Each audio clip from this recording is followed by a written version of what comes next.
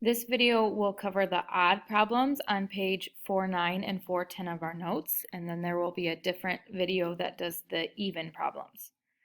So we learned how to solve proportions when they were just given to us, and now we are going to have to solve proportion word problems. So your job is to read through the question and figure out how to set up the proportion. So the thing to keep in mind, like it says here, is you need to stay consistent about how you are putting these in order. The way you do your first fraction, your first ratio, the order doesn't matter, but your second one does matter. So if you look down here, we have miles over hours, then hours over miles. This is not correct. You have to go straight across for your matching units. So again, our job is to read through and set up a proportion, two fractions that equal each other, and then we will cross multiply to solve. So if we look at number 1, Pete drove 224 miles in 4 hours on Saturday. So right away, I'm going to do 224 miles over 4 hours. If he drives at the same rate on Sunday, how long will it take him to drive 490 miles? So since miles are on the top of my first fraction, miles needs to be on the top of my second fraction. Miles needs to go across from each other. We went miles per hour, so we need to do miles per hour down here. It's asking us how long, so we'll put an X right there.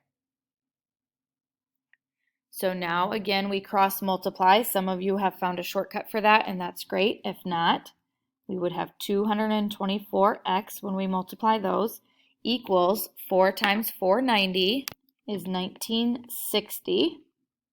Then we divide by 224. Now, in your calculators, you're going to get 8.75.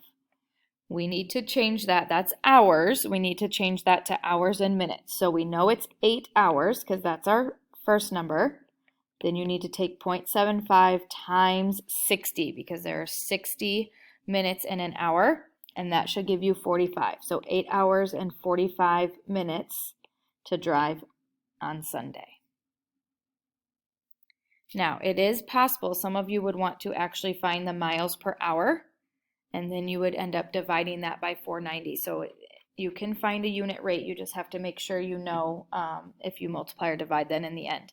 I am only going to show the proportions because proportions work every time. Number 3, we have 100 ounces of laundry detergent that are making 64 loads of laundry.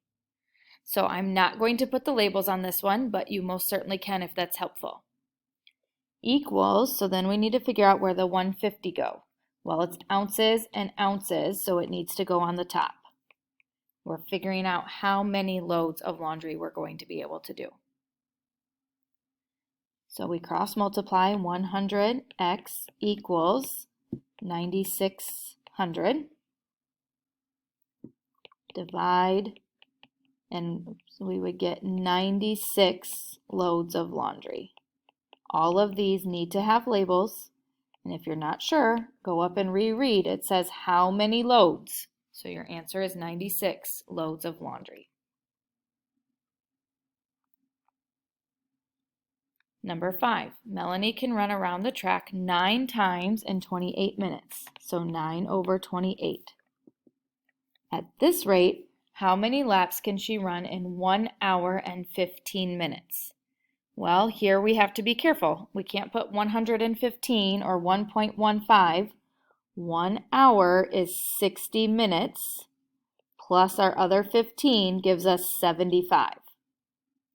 We also have to be careful that minutes was on the bottom. We're asking how many laps. So you would have x over 75.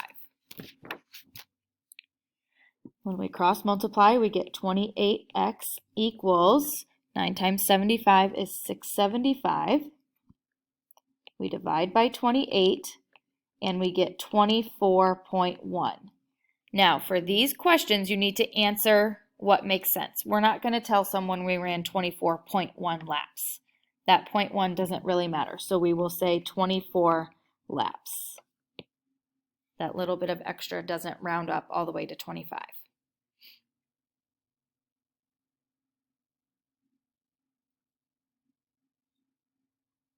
Number 7, Trey made 12 out of 30 free throws. So made 12, and he shot 30, 12 out of 30.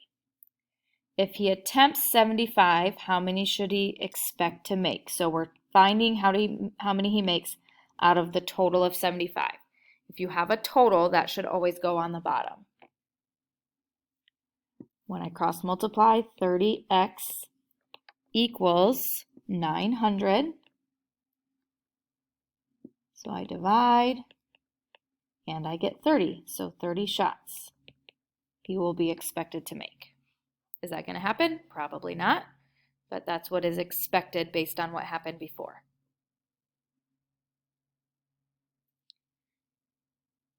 Number 9 is going to take a lot of steps. We have children and we have adults. So we have two completely separate things before we find our total. So I'm going to start with children. 1325 for 15.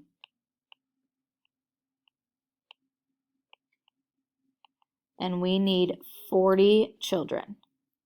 So x over 40. We're trying to figure out how much it's going to cost 40 children.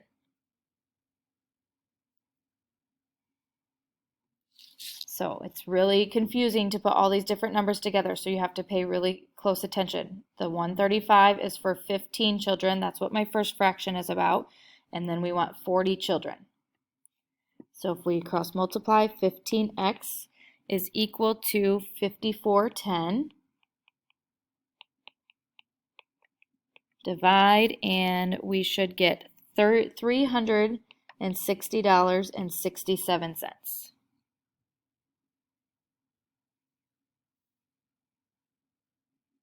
So that's just the children.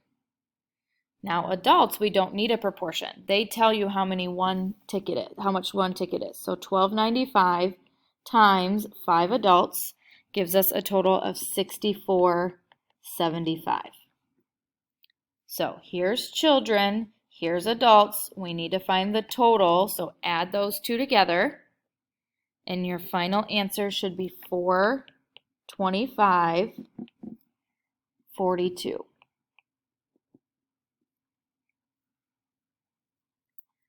Now, before we move on to the last one, something I want to let you know. You actually could have a different answer for this depending on if you found the unit price first. So I'm actually going to do some work over number 10. Just ignore what that says. If you take 135.25 and divide it by 15, so you're going to find how much it costs for one student, you actually get 902, or one child. You would round that to 902. If you then multiply that by 40, because there are 40 children that are going, you get 360.80. So if you look right here, 360.80 if you do it that way, 360.67 if you do use a proportion. So your answer can be different if you do it a different way. And that's fine. This is why you need to show your work. If you use the unit price, you need to show me that you got 902 as your unit price and then multiplied it by 40. All right, so if you did it the unit price way, you would still have $64.75 to add on, and your total would be $425.55. So it's not a huge difference, but it is a different answer. So I need to make sure you show your work if you are going to use the unit price rather than the proportion.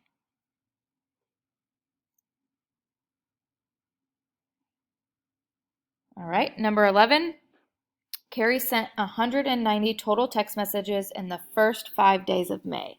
So 190 messages in 5 days. They cost 4 cents each. That part is not important right now. We need to know how many she's going to send during May. We can't deal with the price if we don't know how many she has sent. So May has 31 days. So how many is she sending in 31 days? We do nothing with the price yet. When we solve this, we get 5x equals 58.90.